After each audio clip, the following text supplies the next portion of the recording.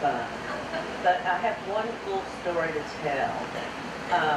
One holiday season, Bea gave Audrey this huge diamond ring. Now, I'm sure you all have seen it in the setting, but when they came to Washington in January and we went out for drinks, and she had just gotten it. And I mean, I was just bedazzled. And so she had on a blouse, and I said, Audrey, that is really the cutest blouse. And she said, I got it at Loman's for $4.98. I mean, that was Audrey. You know, she was just Audrey. And I loved her. Love her.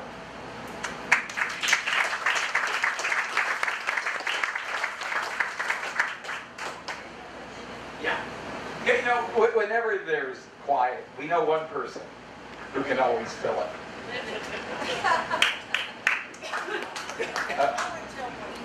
Oh yeah, let Kay go first. I have one shopping one that I think was better, and y'all are going to have to help me because I'm not sure I know the label. Audrey got an invitation to the White House, so we looked through her closet. Yeah, she just felt like she needed a new dress just for this event.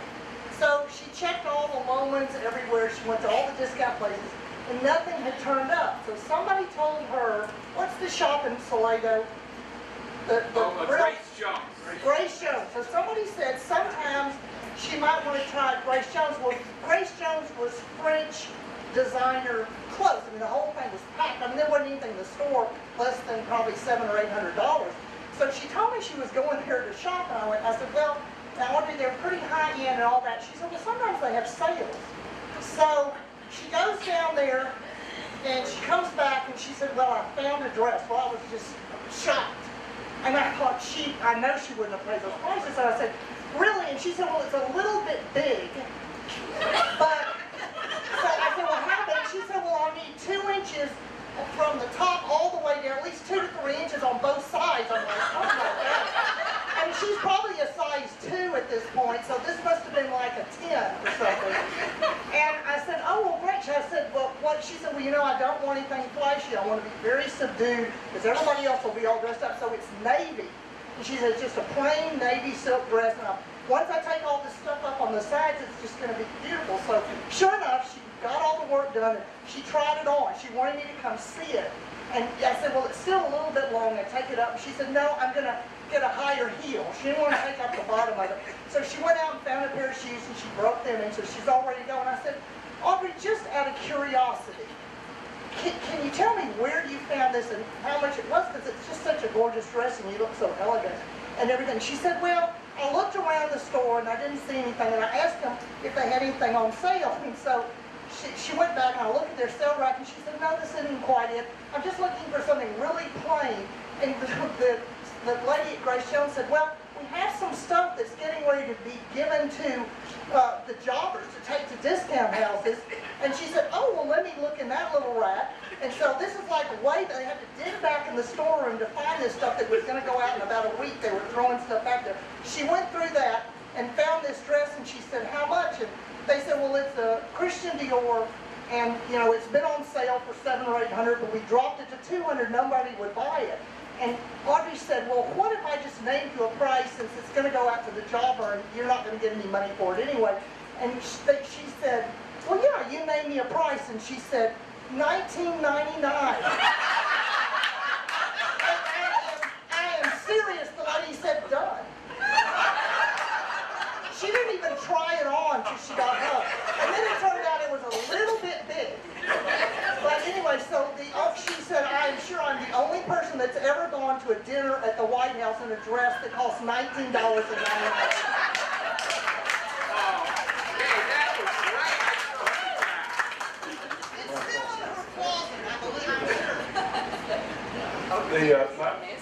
The first time, I'm Lyndon Olson, the first time that I ever was really around Audrey, Ronnie and I grew up together from the 7th grade, I guess. And Audrey and Bea were very close to a couple that many of you all in here knew, Pat Beard, the family family lawyer, consigliere, everything.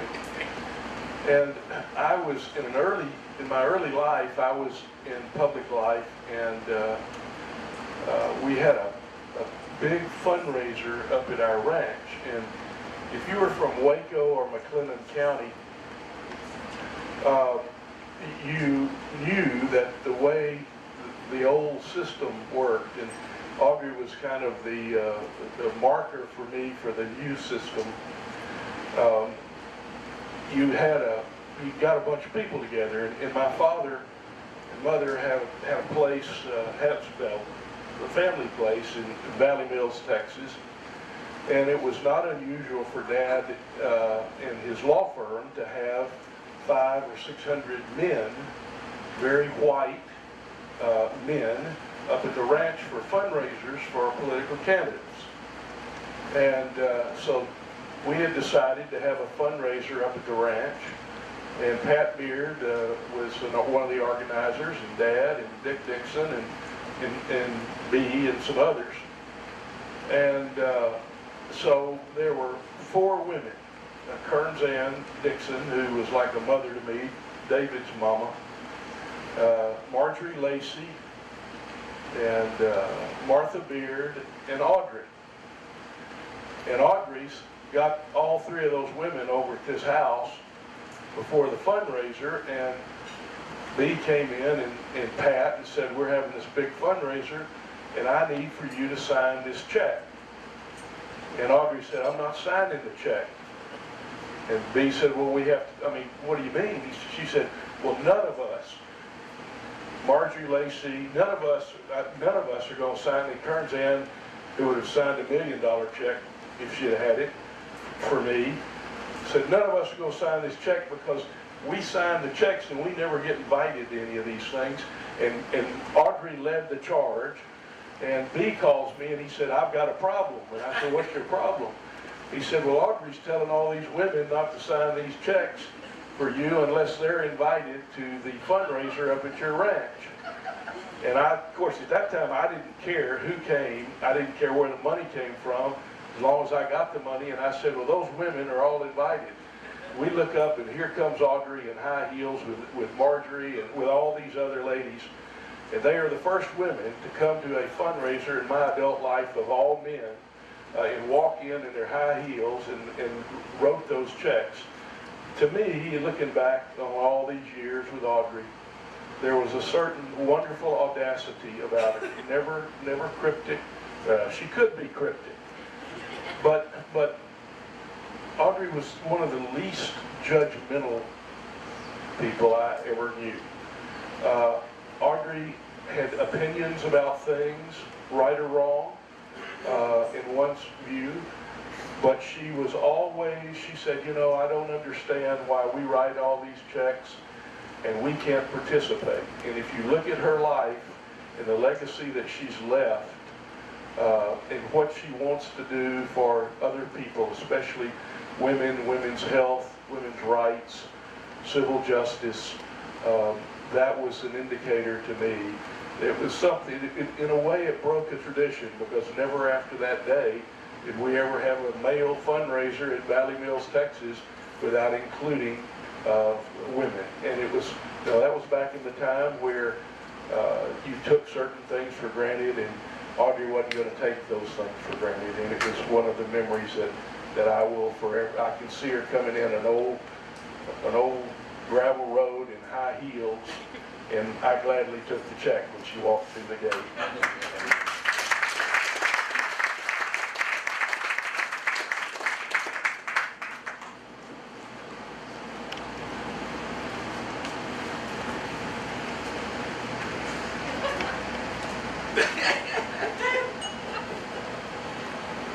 Who has the mic? Let Jill say something. I was just going to say one thing. Audrey always had the most gorgeous fingernails. Always.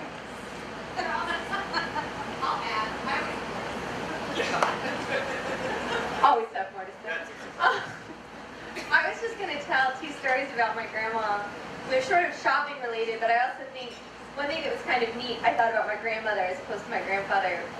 was that she was sort of quiet about a lot of the things she did. And so my grandmother, when you would go shop, it was the Grace Jones story that reminded me of it. When I was a child and we would go to these outlets and we would drive a long distance, so you'd wake up at like 6:30 to get there when it opened, because that was a key component of shopping with her. And so I can remember we would drive to San Marcos, was sort of the holy grail, which is a long way from Waco, and we would do it and be back. You had to be back by 5:30 because that was when Grandpa came home, and you couldn't keep him waiting at home. You had to have drinks. You had to have your cocktail hour. So you had to be home at 5:30, and so we'd always do this sort of math of how long, what we need to get there, and often she would actually pack lunch for me so that we wouldn't have to stop when we were shopping. We could just have like a little, peanut butter and jelly, or tuna salad was what it usually was, kind of tuna salad on the way from one shop to the next. But one thing I always remember was that we would arrive, and whoever the sales girl was knew her, and would always have clothes that had been set away in the back. And she said, "Oh, I've got some things that are yours," especially in the Escada outlet at San Marcos. I mean, she had like this whole, but what was sort of neat about it was she always knew all of them. And she didn't just know them. And my grandfather was sort of the one that everyone thinks of as the people person, and she was much shyer. But she knew all those girls, and she didn't just know them. She stayed in touch with them, and she sent them peanuts every Christmas. And kind of on a more serious note, one of her little girls, I mean, that's what she always called them, were kind of my little girl. But one of them was sadly in a car accident and was really injured. And my grandmother just always sent her money and sent her notes of encouragement. And in addition to the peanuts, for years and years. And I don't think I even really knew about it until very recently. And so she was really in touch with all these women. And I think she was raised in a house of women. And she was really invested in tough women. And even though she was shy, she really loved all different types of tough women. I think she could tell that tough women came in all shapes and sizes, and might exhibit that toughness really differently depending on their circumstances. But I think she was really good at seeing it and finding it, and being around her always made me feel a lot tougher and a lot braver than I was. So. I must say one thing on behalf of Patricia. So Patricia loved going shopping with my mom, but there was only one thing. My mother was like a camel. She never, ever went to the bathroom. So you would start at 9 in the morning. Am I right, Patricia? At 5 in the afternoon, she still hadn't gone. But Patricia, that was really not her strength. And that was always the hardest thing. Am I telling the truth? The lack of bathroom breaks, because shopping took precedence over it. I think she would go days with not drink any water, getting ready for the shopping trip. I'm Don Carlton. It was a great privilege for me to work with Bee on his book, Being Rapoport. And just a little quick story. Bee, I was in the middle of another book when Bee did me the honor of asking to work with him on his memoir. And I explained to Bee that it was a hard book that I was working on. It was a biography of an lawman by the name of J.R. Parton, who Bill Cunningham will remember. And but Bee, I learned, didn't take no for an answer. And so he I kind of begged off and everything. So he called me at home and back in Austin. He said, "Hey, I want you and your wife to go to Boca Raton, Florida. We're having the American Income Convention there, and I want you to come and see me in action and see how I work with my guys and everything, and maybe it'll persuade you that this is something that would be interesting to do." And on top of that, Audrey is going to take your wife shopping. There's a great shopping center attached to the hotel at Boca Raton. Of course, I'm going, oh my, oh well, there goes my my budget totally. And so she'll love it. Your wife will love it. I don't know, so then you can just run around with me and then go shopping. So we go to we flew to Boca Raton and we got in the hotel. And so Suzanne, my wife, went with Audre shopping, and B and I did his convention thing and met everybody there.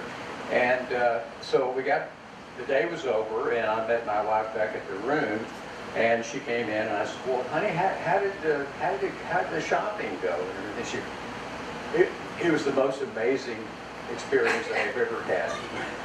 The woman, it's a tour de force. It was incredible. I've never been on a shopping expedition like this.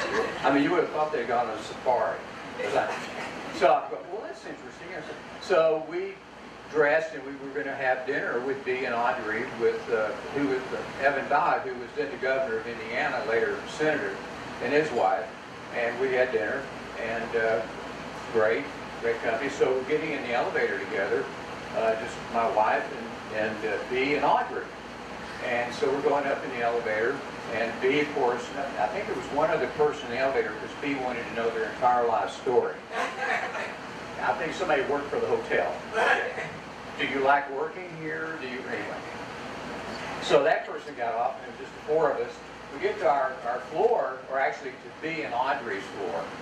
And Bea turns around and looks at Suzanne, my wife, and goes, "You know what? You're a beautiful woman. You know what?" He hands her his card and goes, "If you ever want to fool around, give me a call." So, and I'm still trying to decide if I want to work on this book.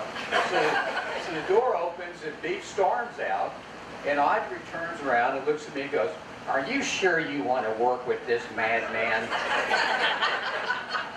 And goes out. Door shuts, and I turned to Suzanne and I said, "That settles it. We're going to do the book."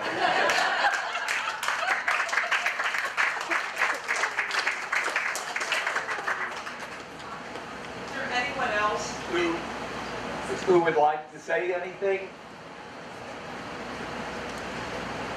You sure? Sarah?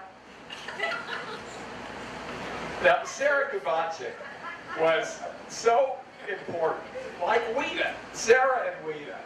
And Sarah they both worked for this wonderful human being named Chuck Cooper. And after he drove them to tears, how many days in a row, they both ended up with my dad, who was difficult, but not quite as difficult.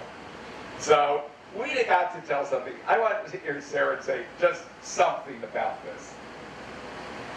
I want to say I was so privileged to be able to work with the Rapoports for 25 years, doing these stenographer work and writing 30 or 40 letters a day to everybody. So I know a lot of these names, although I haven't met a lot of you. He raised me, I guess you'd say. I started there at 17 and left when I was 43. I'm a Democrat. I always respected his opinions, and I figured if it was good enough for him, it'd be good enough for me. He taught me to be caring and philanthropic with what little I have. And I think they're just a great family, and I love them all. Thank you for having me.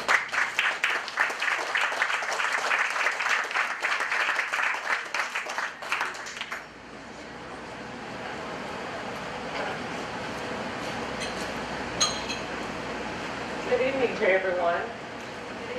I simply want to say thank you. Thank you to this entire Rapoport family. Thank you to the Rapoport board. For some strange reason, you all believed in the causes that I came to this board for and with, and you supported me, and you have no idea how much you encouraged me throughout my entire professional career. So to Mr. and Mrs. Rapoport, to this Rapoport family, to this Rapoport board, I thank you from the bottom of my heart.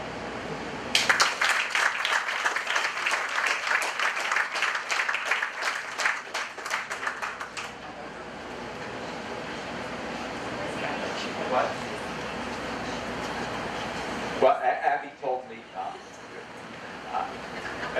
well, you know, I think this has been exactly what I think my mom would have wanted, exactly what our family would have wanted.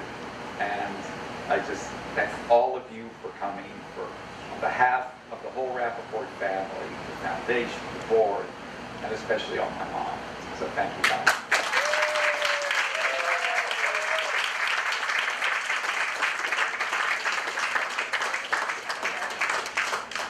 And make sure all the Snickers bars are gone. Oh.